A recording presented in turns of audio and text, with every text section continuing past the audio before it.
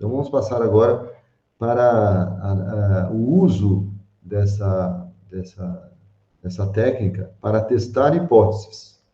Então, o que eu gostaria de fazer? Eu gostaria de fazer essa análise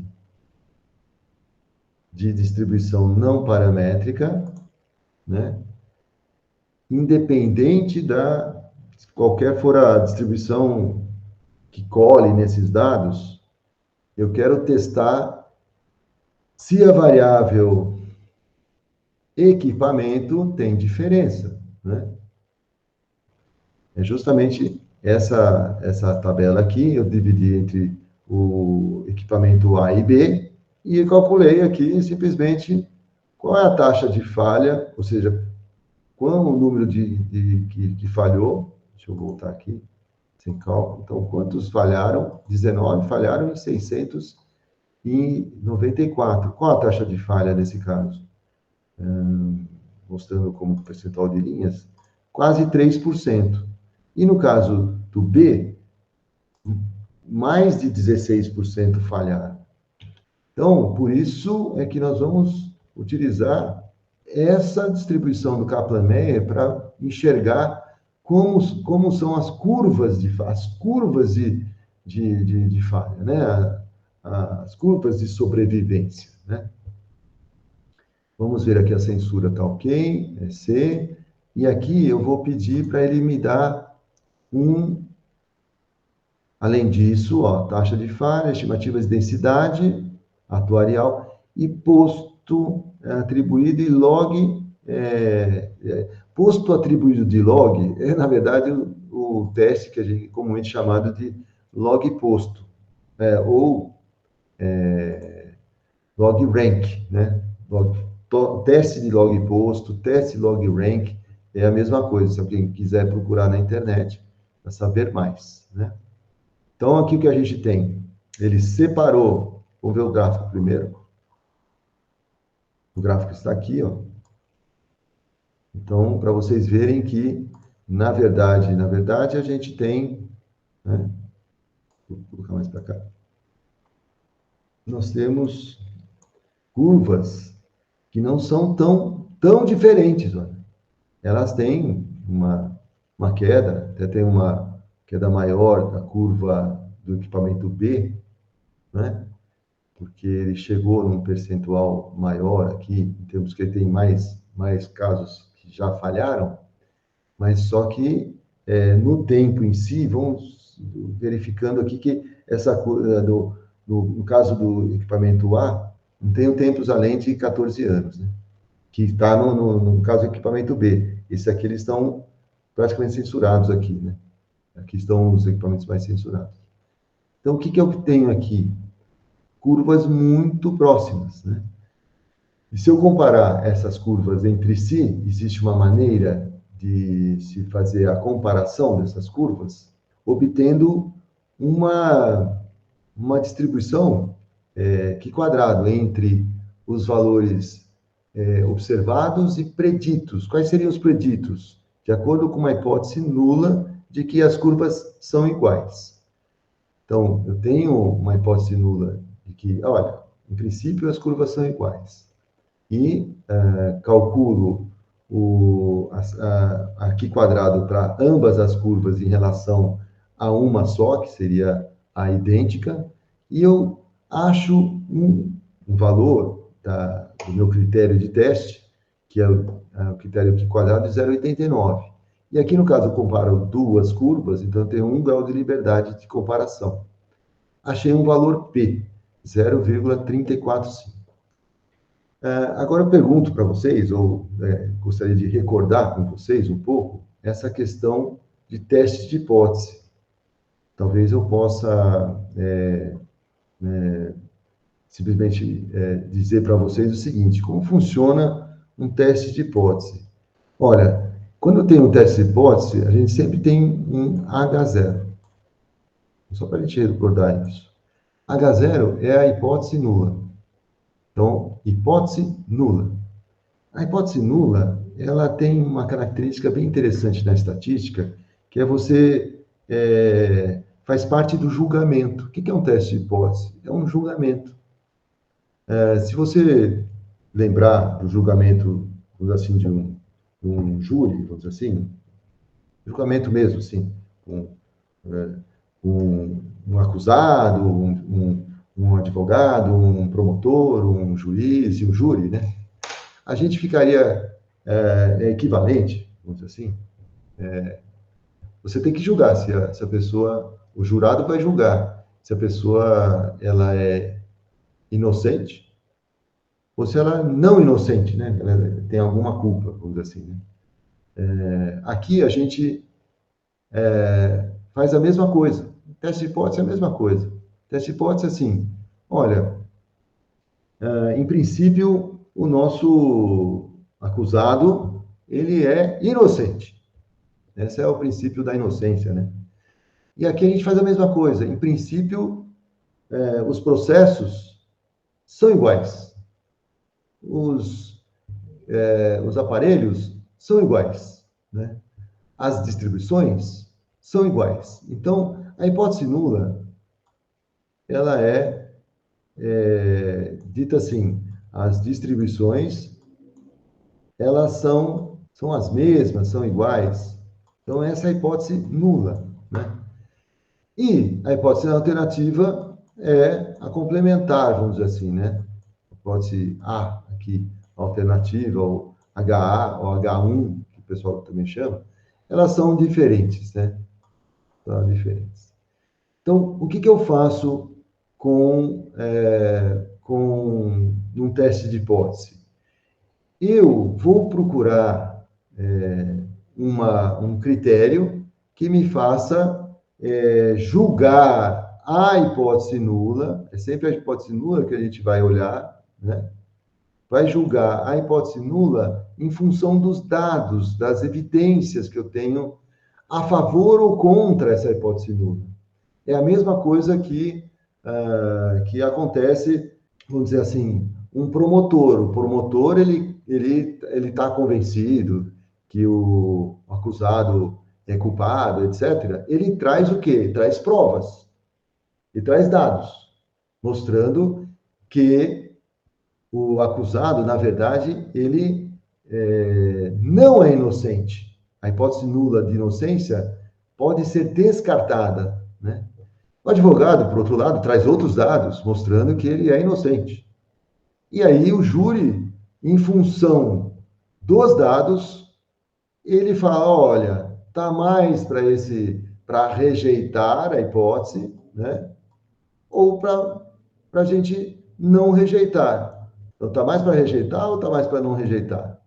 Ninguém prova que ele é culpado efetivamente 100%, né? Tem talvez alguma probabilidade diante de tantas provas assim, mesmo assim ainda tem alguma coisa que pode ter sido escondida, né? A gente não viu exatamente todos os dados. No caso de dados de teste de hipótese, a gente vai criar um critério para cada tipo de teste de hipótese, do critério de diferença de médias, por exemplo, quando eu não tenho dados censurados, a gente chama de critério T, né? Então tem um critério. O critério T é uma diferença de média dividido pela variação da própria diferença, etc. Então, para um teste de variâncias, por exemplo, é um critério F, né, que é a análise de variância, tem um critério F.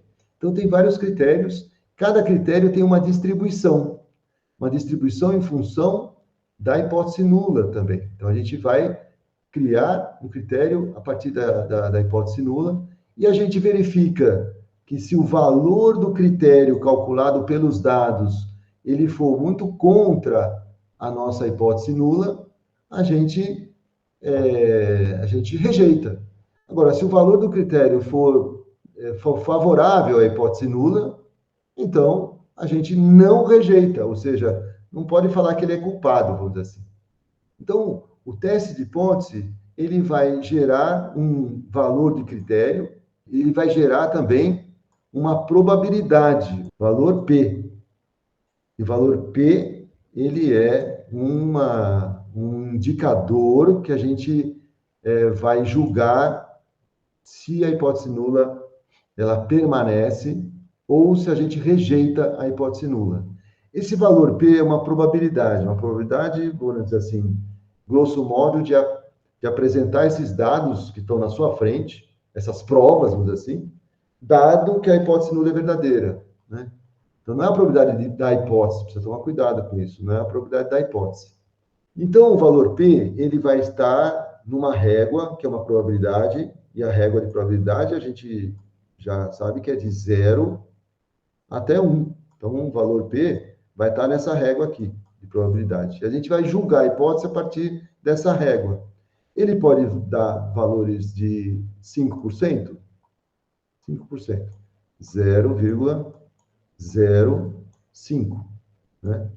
0,05 é um valor bem pequenininho, mas olha, entre 0 e 0,005, ou seja, para nós, matemáticos estatísticos, tem uma infinidade de dados, é infinito a quantidade de dados que tem aqui. Então, apesar de ser pequeno esse espaço da régua, isso está me dizendo que esses dados aqui apareceram com uma probabilidade de 0,5 se a hipótese nula for verdadeira, então, ou abaixo. Então, a gente, nessa zona daqui, de 0 até 0,5, a gente rejeita, zona de rejeição. E a partir disso, ó, todo esse espaço aqui, que também tem infinitos valores, a gente não rejeita. Então, aqui é a mesma coisa que o júri fez. Ou ele rejeita ou ele não rejeita. Então, aqui eu considero o quê? A hipótese nula favorável. Então, sim, as distribuições são iguais. Se o valor P for menor que 5%, que é o nível de significância de um teste, por exemplo, aí ele vai dar condições para a gente falar, não, essas distribuições são diferentes. Então, feito essa aulinha aqui de teste de hipótese, aqui eu fiz, então, a análise, apareceu essa estatística do teste lá no Minitab. Então, vejam o que está escrito aqui, ó. As curvas de sobrevivência parecem muito próximas, isso é verdade.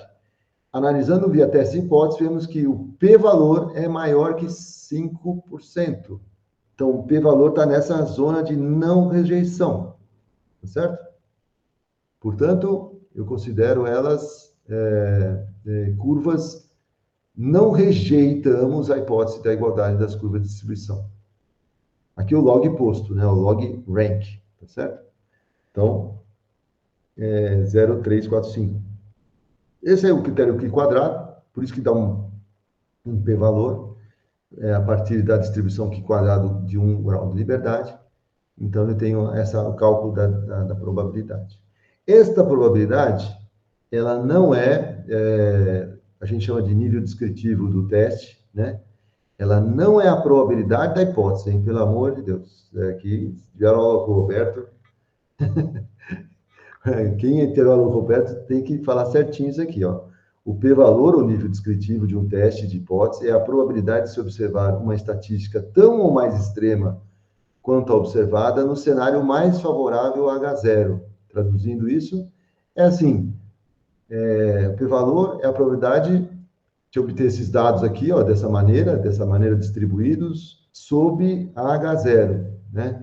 Como o p-valor está alto, 34%, é alto porque a gente não tem muita evidência, assim, ninguém vai condenar alguém nessa dúvida, certo? Nesse risco. Você vai condenar alguém com esse risco aqui, você está viesando a sua análise, né? Então, ninguém condena alguém com uma dúvida de 34%, com esse risco. Então, esse risco aqui vai me falar que a hipótese, ela não é rejeitada. Então, aqui, ó, tenho equipamentos, dois parques de equipamentos aqui sendo analisados, né? Equipamentos do parque 1 e parque 2, né? Por algum motivo, são dois parques diferentes ali. Então, vamos analisar esse caso aqui. Então, eu tenho, vou fazer um gráfico aqui, com os dois parques, da idade em anos e data do início de operação, eu tenho a censura também aqui, e eu vou fazer essa divisão de parques aqui, ó, múltiplos gráficos, em painéis separados do mesmo gráfico, talvez, né? E por equipamentos, tá? Separados. Vai aparecer os dois grafiquinhos. Aqui parece uma coisa diferente, né? Olha só. Esse é o Parque 1, inclusive aquele parque que tem dois fabricantes, né? E aqui tem um Parque 3 de um equipamento com uma outra tecnologia e tal, tem uns problemas diferentes, né? Veja só que situação interessante, ó. Tem equipamentos antigos no Parque 2 que não falharam. Na mesma, tem equipamentos aqui, ó, no mesma idade em operação, tá certo? Mesma idade, e não falharam. Tem algumas falhas aqui nessa idade, pode ter algum problema específico aqui nessa instalação, não sei, né? Mas, enfim, grosso modo, alguém pode me perguntar, esse Parque 1, que é de uma tecnologia, com o Parque 2, que é outra tecnologia, me dão curvas de falhas diferentes, né, ou iguais, né? Então, a hipótese nula é, as distribuições são iguais. Poxa, já estou vendo que são diferentes, né? Eu espero que um p-valor baixo aqui. Vamos ver se isso acontece, né? Então, stat, confiabilidade aqui, deixa eu ver. Vou fazer a análise não paramétrica, né? Idade em anos. Tá aqui, idade em anos, tá certo. Por variável aqui, agora, talvez seja equipamentos aqui, ó. Título. Tá? Então, equipamentos, porque eu mudei de tabela aqui, né? A censura acho que está a mesma. E aqui eu pedi já os resultados, né, de teste, então já vai me dar o teste, ó. No Parque 1 é aquele primeiro parque que a gente já viu, né? E depois tem aqui a função de sobrevivência do Kaplan-Meier, e depois o Parque 2 tem 934 e 38 casos, né? E aqui tem. Cadê a função Kaplan-Meier? Só tem para 4 equipamentos, são os equipamentos que falharam, né? Então veja que começa em 7 anos a falha e ela cai até só nem 2%, né? Falharam, né? Então, vamos ver o gráfico. O gráfico é bem nítido que há uma diferença de distribuições, tá certo? Há uma diferença grotesca de distribuições aqui entre uma e outra. E aí a gente vai ver o teste de hipótese aqui, ó. O teste de hipótese já apareceu. Eu vou direto no p-valor, hein, gente? Essa é a técnica. Como você confia no teste, o teste log post ou log rank é muito bom, sim, é robusto, né? Mesmo para poucos dados, né? Muitos dados censurados, né? Ele já me dá zero. Esse zero é zero absoluto? Não, a gente é uma coisinha maior que sempre vai ser algo maior que zero, porque é uma probabilidade, né? Como aqui quadrado de 18,35. Vou fazer essa aqui quadrado só para vocês verem. A outra aqui quadrado tinha dado 0,09, né? Uma coisa assim, ó, vamos ver. Aqui quadrado 0,9, ó, 0,89, tá certo? Fazer essa. O outro deu 0, deu 18, ó. Vamos ver só para vocês entenderem o critério. O critério aqui quadrado, e esse critério ele é calculado a partir dos dados, ele vai ser sempre observado menos o predito sobre o observado, né? Dessas diferenças em relação a uma distribuição idêntica, né?